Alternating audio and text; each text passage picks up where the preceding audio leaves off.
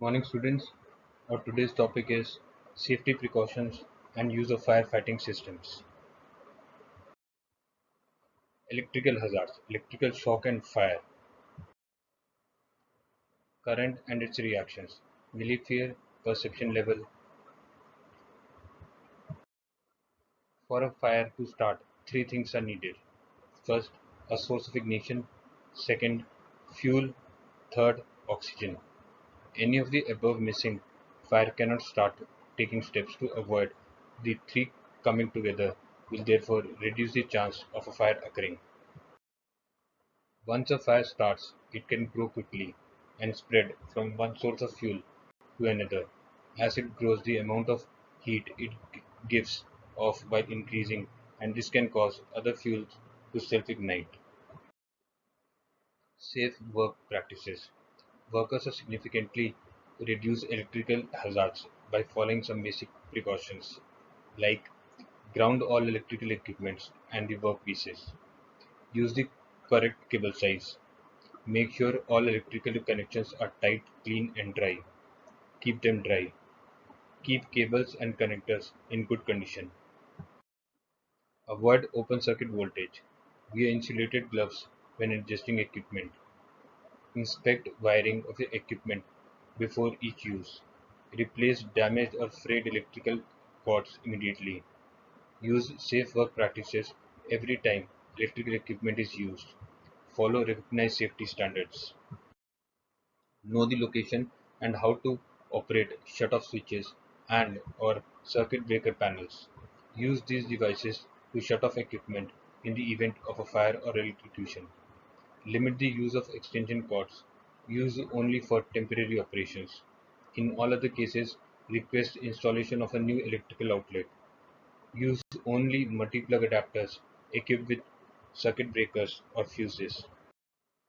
Keep electronic devices away from children. Firefighting equipment.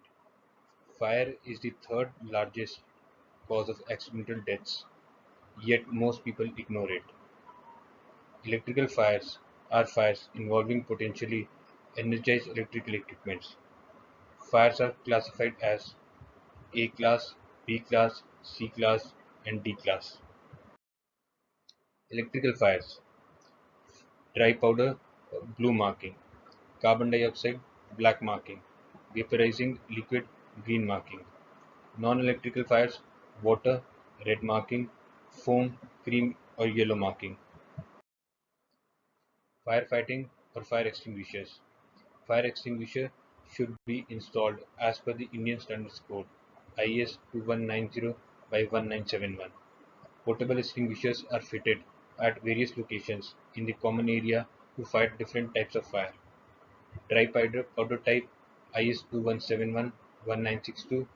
Fire buckets as per ISI. Carbon dioxide IS 2878 by 1976. Water carbon dioxide IS 940 by 1976. Mechanical foam type IS 10204. How to extinguish small fires. Extinguish energized electrical equipment by using an extinguishing agent that is not capable of conducting electrical currents. Carbon dioxide, ordinary BC rated, dry chemical, multipurpose dry chemical and halon-free extinguishers may be used to fight Class C fires. Do not use wire extinguishers on energized electrical equipments. Even though halon is widely used, it is kept out of use in favor of agents less harmful to the environment. How to use a portable fire extinguisher. Remember the acronym PASS. P. Pull the pin. A. Aim the extinguisher nozzle to the base of the flames. S. Squeeze trigger while holding the extinguisher upright. S. Sweep the extinguisher from side to side, covering the area of the fire with the extinguishing agent. Fire detection and firefight system. It includes the smoke detection and fire alarm system according to the Indian Standards and National Electrical Code. IS 2175 heat sensitive fire detectors for use in automatic fire alarm system. IS 2189 code of practice for selection, installation and maintenance of automatic fire detection and alarm system. IS 11360 for smoke detectors used in automatic electrical fire alarm system. BS 5839 for manual call points.